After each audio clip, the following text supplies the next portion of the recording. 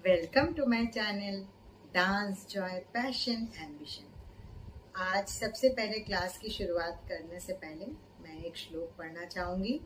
सरस्वती नमस्तुभ्यं वरदे कामरूपिणी विद्यारंभ करिष्यामि सिद्धि भवतु मे सदा। अर्थात किसी भी विद्या की शुरुआत करने से पहले माँ सरस्वती का नाम लेते हुए मैं इसको शुरू कर रही हूँ।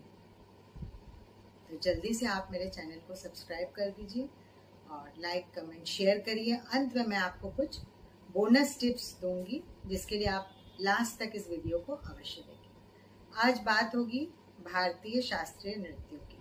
भारतवर्ष में टोटल 8 शास्त्रीय नृत्य होते हैं, जिनमें से सबसे पहले मैं भरतनाट्यम के बारे में कुछ बोलना चाहूँगी शॉर्ट में। भरतनाट्यम एक ऐसा शास्त्रीय नृत्य है जिसे सब लोग जानते हैं। इसे देवदासी नृत्य, दासी अट्टम, सादिर नाच इत्यादि के नाम से जाना जाता है और ये तमिलनाडु का शास्त्रीय नृत्य है। अब बारी आती है ओडिसी की। ओडिसी उड़ीसा का नृत्य है और ये बहुत ही प्राचीन है। इसे एक तरह से ये कहा जा सकता है कि ये एक प्राचीन नृत्य शैली है जो कि आराधना से संबंधित है।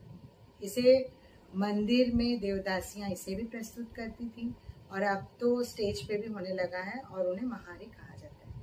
कथक नृत्य ये हमारे उत्तर प्रदेश का शास्त्रीय नृत्य है जिसका संबंध है एक कथा को नृत्य के माध्यम से कहना। अब बात आती है कथाकली की। कथाकली एक ऐसी नृत्य शैली है जो 17वीं शताब्दी इसका उत्तरार्ध का समय माना जाता है।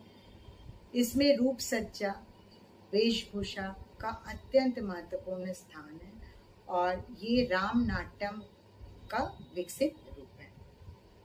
इसके बाद मोहिनीअट्टम की बारी आती है। मोहिनीअट्टम और कथकली दोनों केरल प्रदेश का है। कथकली पुरुषों द्वारा किया जाता है और मोहिनीअट्टम सिर्फ महिलाओं द्वारा किया जाता है और मोहिनीअट्टम में एकल प्रस्तुति होती है। मोहिनीअट्टम का संबंध विष्णु के मोहिनी रूप धारण करने से लेकर है और साथ ही साथ इसमें आप ये कह सकते हैं कि अमृत मंथन की स्टोरी है और साथ ही साथ इसमें बहुत सारे ऐसे चीज़ें हैं जिसमें लास्य प्रधान नृत्य आप कह सकते हैं। अब बारी आती है कुचिपुड़ी की। कुचिपुड़ी एक आंध्र प्रदेश का शास्त्रीय नृत्य है जिसे सिर्फ पुरुष करते थे और इसे ब्राह्मण पुरुषों द्वारा किया जाता था। आजकल कुचिपुड़ी नृत्य महिलाएं और पुरुष दोनों करते हैं, लेकिन पहले जो थाली पे नृत्य होता था जिसे तरंगम कहा जाता है वो सिर्फ और सिर्फ पुरुषों द्वारा किया जाता था। ये आंध्र प्रदेश का शास्त्रीय नृत्य माना जाता है और ब्राह्मण जाति के अलावा कोई भी इस नृत्य शैली को प्रस्तुत नहीं कर सकता था, उसे परमिशन नहीं थी। मणिपुरी नृत्य ये मणिपुर का नृत्य है और इसकी भव्यता, पोशाक और मनमोहकता बहुत सुंदर है। इसमें उंगलियों का कार्य बहुत धीमा होता है और बहुत सुंदर होता है। इसमें चलने की, डांस करने की एक टेक्निक होती है जिसमें कदमों को बहुत सॉफ्ट तरीके से रखा जाता है और ये 18वीं शताब्दी का नृत्य माना जाता है जो कि वैष्णव संप्रदाय को पूरी तरीके से समर्पित है।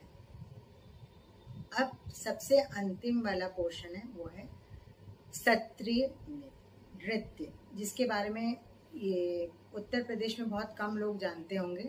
अब धीरे धीरे इसका प्रचलन स्टार्ट हुआ है, लोग सुनने लगे हैं, समझने लगे हैं। सत्रीय नृत्य आसाम का नृत्य है और इसे 2000 में भारत के शास्त्रीय नृत्य की जो हमारी सूची है उसमें शामिल किया गया। ये मठों में होने वाला नृत्य है। एक सत्र के दौरान इसे प्रस्तुत किया जाता था पहले। और इसके बारे में एक बात यह है कि जब अंकीय नाट जो पढ़े हैं वो जानते होंगे कि अंकीय नाट में जब हम संगत करते हैं उसमें ये सत्रीय नृत्य का प्रयोग किया जाता है।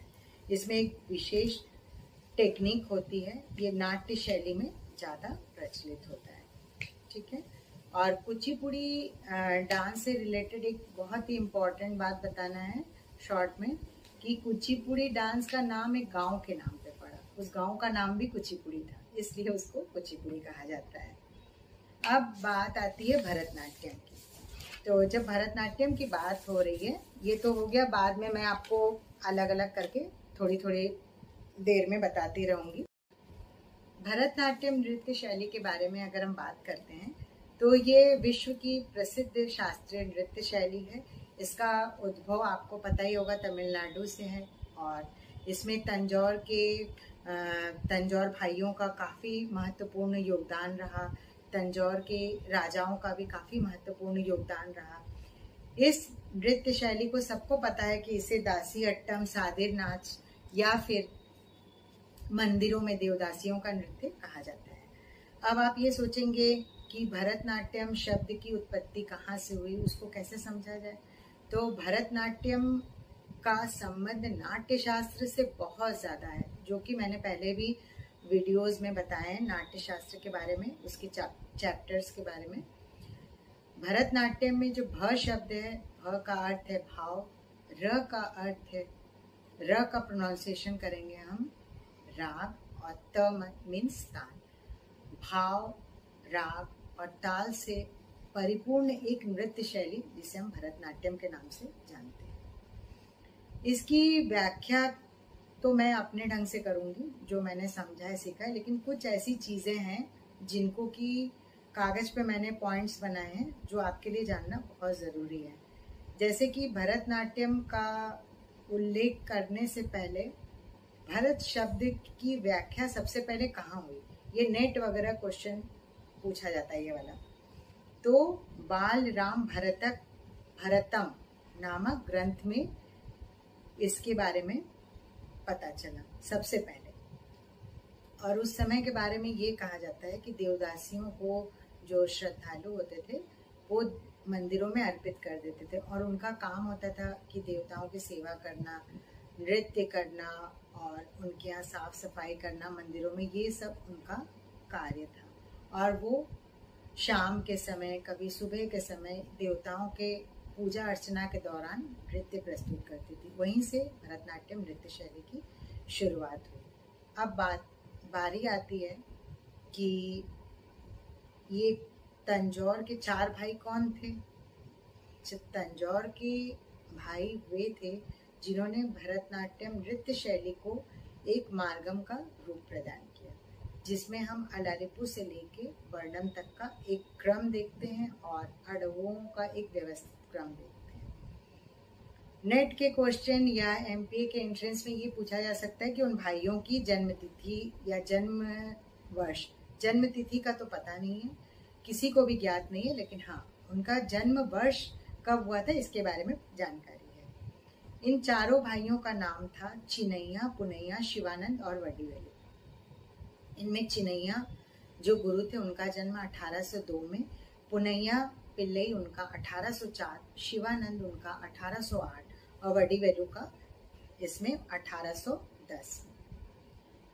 अब मराठा के दरबार में जो नृत्य शैली प्रस्तुत की जाती थी उसे सादिर नाच कहा जाता था और वहीं से भरतनाट्यम की शुरुआत हुई। सादिर नाच आगे विकसित क्रम में देखने को मिला भरतनाट्यम के रूप में और इसके विकास का काल माना जाता है 17वीं से 19वीं शताब्दी के बीच में। और ये जो भाई थे इन्होंने अडवुओं को एक व्यवस्थित क्रम दिया। अडवूस क्या होते हैं, जो कि बेसिक स्टेप्स होते हैं भरतनाट्यम में। और इसका भरतनाट्यम का जो अडवू होता है उनको 120 कैटेगरी, टोटल अडवू 120 है और 10 भागों में ये विभाजित है। और 120 की भी अलग अलग कैटेगरी ही मान सकते हैं क्योंकि उन अडवों को कई तरह से प्रयोग किया जाता है। उन अडवों को जत्तियों में, कोरवों में, सब में कॉम्पोजिशन बनाया जाता है उसको प्रयोग करके।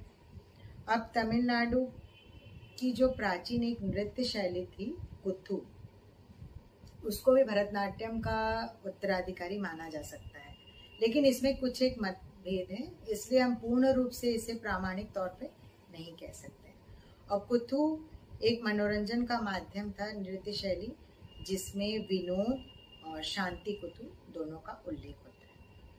इसके बाद 1926 में ई कृष्ण अय्यर, उन्होंने सगुणा विलास की स्थापना की, जहाँ पर भरतनाट्यम नृत्य शैली का अभ्यास होता था। और रुक्मिणी देवी का नाम न लेने से भरतनाट्यम नृत्य शैली का अपमान होगा, इसलिए भरतनाट्यम नृत्य शैली को शिखर तक पहुंचाने का श्रेय रुक्मिणी देवी अरुंडेल जी को जाता है, जिन्होंने 1936 में कला क्षेत्र की स्थापना की। ये सबको पता है, हर डिप्लोमा में, हर बीम्यूज में रुक्मिणी देवी अरुंडेल की जीवनी लिखने के लिए उनसे संबंधित जितने भी क्वेश्चंस हैं वो सब कॉम्पिटिटिव एग्जाम्स में एक न एक पूछे जाएंगे निश्चित तौर पे। उनकी जन्म तिथि के बारे में बता दूं मैं, उनका जन्म 29 फरवरी 1904 को हुआ था और उनकी मृत्यु 24 फरवरी 1986 में। अब भरतनाट्यम में घराना की बात हो रही है। घराना भरतनाट्यम में नहीं कहा जाता है।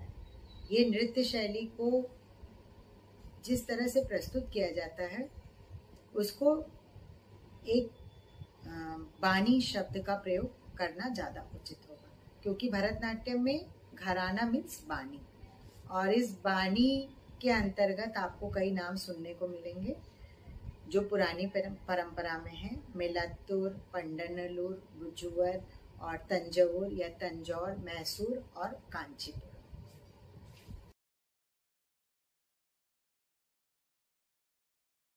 अब भरतनाट्यम में वेशभूषा की बात आती है। वेशभूषा भरतनाट्यम में बहुत खूबसूरत होती है और वेशभूषा और जो आभूषण होते हैं उनको डिज़ाइन किया था रुक्मिणी देवी अरुंडेल जी ने, और जिसमें सिल्क की साड़ी होती है कांजीवरम, और जो लाइट वेटेड साड़ी होती है उनको, और टेम्पल ज्वेलरी, और जिसमें आभूषणों के नाम कॉम्पिटिटिव एग्जाम में पूछे जाते हैं। सर पे लगाने वाले आभूषण होते हैं चंद्रमा, सूरज, जिसमें सूरज दाएं तरफ राइट साइड और चंद्रमा लेफ्ट। उसके बाद राकोड़ी, झुमके, भातल मीन्स झुमके और कान के आभूषण जो ऊपर तक सेट करने के लिए लगाए जाते हैं। नाक में मक्कू, गले में चंद्रहार, काशी माला और बेल्ट को बोलते हैं उठी याणम। इसके अतिरिक्त वगी, मोदिरम मीन्स अंगूठी, और बहुत सारे ऐसे भी और आभूषण होते हैं आजकल जिनको चूड़ी के साथ भी आप कह सकते हैं। कई तरह के कंगन्स होते हैं और बहुत सारी चीज़ें होती हैं, तो उसको प्रयोग में लाया जाता है। और सिर पे गोल बिंदी होती है और माथे में चोटी, जूड़ा, उसके साथ फूलों से सजावट होती है। अब बारी आती है इसमें कौन सा ताल सिस्टम, तो इसमें पूरा कर्नाटक ताल सिस्टम को भरतनाट्यम में प्रस्तुत किया जाता है। और ताल की जातियाँ आपको पता है, इसमें ज़्यादातर तिश्र, चतुरस्र, खंड, मिश्र और संकीर्ण जाति का प्रयोग किया जाता है। जिसमें सबको पता है भरतनाट्यम के स्टूडेंट्स को कि तिश्र जाति के बोल क्या हैं, तक्कीट, और चतुरस्र में तक्कदिनी, खंड में तक्कीट और मिश्र में तक्कीट तक्कदिनी, और संकीर्ण का होता है तक्कदिनी तक्कीट। अब बैठने का स्टाइल और नृत्य करने का स्टाइल, जिसे आरामंडी और मुरुमंडी कहते हैं। आरामंडी हाफ सिटिंग, आयात मंडल, और मुरुमंडी को आप बोल सकते हैं उनकी भाषा में, साउथ के लैंग्वेज में, मुजुमंडी, मंडल मंडी, फुल सिटिंग। ठीक है। अब कुछ प्रमुख गुरुओं का मैं नाम लेना चाहूँगी जिनकी वजह से आज भरतनाट्यम का ये इतना सुंदर रूप देखने को मिलता है, जिनमें श्री मीनाक्षी सुंदरम पिल्लई जी, बाला सरस्वती जी, कमला लक्ष्मण, गौरी अम्मा और बहुत से ऐसे अनगिनत गुरुओं के नाम हैं जिन्होंने अपना योगदान दिया, और उनकी वजह से ये नृत्य शैली देश विदेश में एक प्रचलित नृत्य शैली के रूप में विकसित हुई। अब भरतनाट्यम के आइटम्स की बात होती है, जो मार्गम क्रम, कला क्षेत्र स्टाइल मार्गम, जिसमें सबसे पहले प्रस्तुत होती है अलारिपू। अलारिपू का मीनिंग क्या है? अलारिपू का बहुत आसान शब्द में मैं इसका अर्थ बताती हूँ, खिलता हुआ पुष्प। इसमें हम क्या करते हैं, सबसे पहले सिर को हिलाना यानी नेक मूवमेंट्स। उसके बाद जो चीज़ें हम राइट से करते हैं शोल्डर से लेके लेग तक, वही सारी चीज़ें हम लेफ्ट साइड से भी करेंगे। अलारिपू का ये टेक्निक है। ये मतलब अडवूस के बाद पहली प्रस्तुति होती है जो शुद्ध नृत्य है। इसमें कोई भी अभिनय वाला पोर्शन नहीं होता है और ये किसी भी जाति में हो सकता है। और मिक्स जातियों का जो कॉम्पोजिशन होता है, जिसको हम बोल सकते हैं, आजकल नया कॉम्पोजिशन तैयार हो रहा है जिसमें कई जातियों को मिक्स करके एक अलारिपू का कॉम्पोजिशन भी बनाया जा सकता है। अलारिपू के बाद आती है जति स्वरम, जो कि राग कल्याणी, बसंता, आरबी किसी भी राग पर आधारित हो सकता है, जो राग में स्वर में एक जतियों को पिरोना। और इसमें आपका शुरू में तिरमानम में जति बोले जाते हैं, बाद में राग के साथ गाना प्रस्तुत किया जाता है जिसमें शुद्ध नृत्य होता है। इसमें भी अभिनय का कोई स्थान नहीं होता है। पल्लवी और अनुपल्लवी, प्रथम भाग और द्वितीय भाग। अनुपल्लवी वहां से होता है जहां से गाने का स्वर चेंज हो जाएगा। ठीक है। अब शब्दम, जब अलारिपू और जतिस्वरम सीख लेते हैं उसके बाद शब्दम सिखाया जाता है। शब्दम में क्या होता है, शुद्ध नृत्य का थोड़ा पोर्शन रहेगा, छोटे छोटे तिरमाना, लेकिन इसमें अभिनय जिसमें ज्यादातर कृष्ण पर आधारित होता है। जो तमिल या तेलुगु में कॉम्पोजिशंस होते हैं ज्यादातर कृष्ण पर आधारित होता है शब्दम, और जिन्हें आप कह सकते हैं कि अभिनय की शुरुआत करने की एक छोटी सी सीढ़ी। शब्दम के बाद पदम। पदम में भी पद गाए जाते हैं, जिसमें पदम को गौरव श्रृंगार भी कहा जाता है क्योंकि इसमें श्रृंगार रस की प्रधानता होती है। तो इसके कई रचयिता हैं, जैसे क्षेत्रज है, सारंगपाणि है। तो पदम में भी अभिनय पूर्ण रूप से होता है। इसकी एक विशिष्ट शैली होती है जिसमें कई तरह की नायिका, जो अष्ट नायिका हम लोगों ने पढ़ा है, उसमें कई तरह की नायिकाओं की जो मनोभाव या स्थिति होती है, अभिव्यक्ति का जो माध्यम होता है, वो पदम के द्वारा बहुत अच्छा देखने को मिलता है। इसके बाद पदम के अतिरिक्त आपका जावली हो गया। इसमें एक विशिष्ट शैली में नृत्य होता है जिसमें कृष्ण, राधा तथा गोपियों की लीलाएं होती हैं। फिर वर्णम। वर्णम की जो प्रस्तुति होती है वो इसका कर्नाटक संगीत में जैसे तान वर्णम होता है, तो भरतनाट्यम में पद वर्णम। इसमें पल्लवी, अनुपल्लवी, चिट्टई स्वरम तथा Charanam. Pallavi means first portion, Anupallavi means second portion, Chittai Swaram third और चरणम एंड। इस तरह से ये वर्णम हो गया, पदम हो गया, और सबसे अंतिम प्रस्तुति होती है तिल्लाना की, जिसमें शुद्ध नृत्य होता है लेकिन चरणम और एंड होने के पहले साहित्यम रहता है। तो साहित्य का कुछ पोर्शन रहेगा, बाकी तिल्लाना में आप शुद्ध नृत्य आपको देखने को मिलेगा। तिल्लाना में स्पीड बहुत तेज होती है, मध्यम तथा द्रुत लय में नृत्य किया जाता है।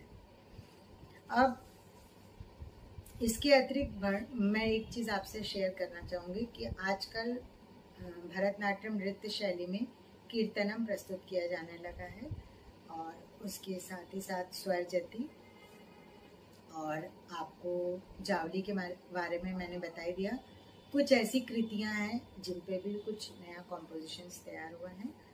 और स्वर जति में भी 3 भाग होते हैं, पल्लवी, अनुपल्लवी और चरणम।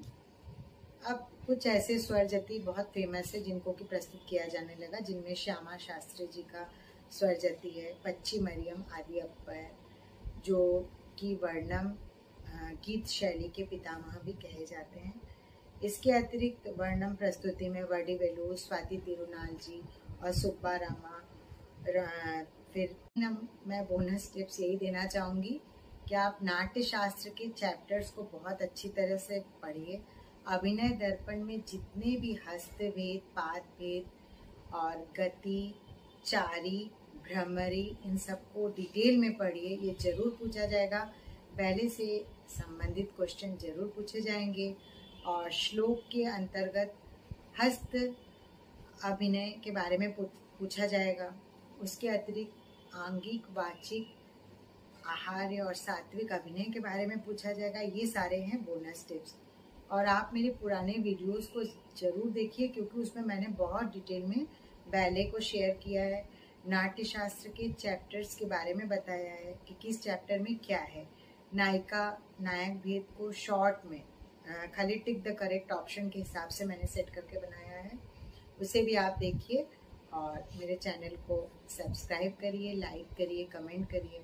और कमेंट बॉक्स में आप प्लीज़ ये बताइए कि आप थ्योरी पोर्शन में क्या चीज़ आपको प्रॉब्लम हो रही है और क्या आप देखना चाहेंगे। उसके अकॉर्डिंगली मैं नोट्स प्रिपेयर करके आपके साथ शेयर करूँगी। Okay, thank you everyone, have a nice day.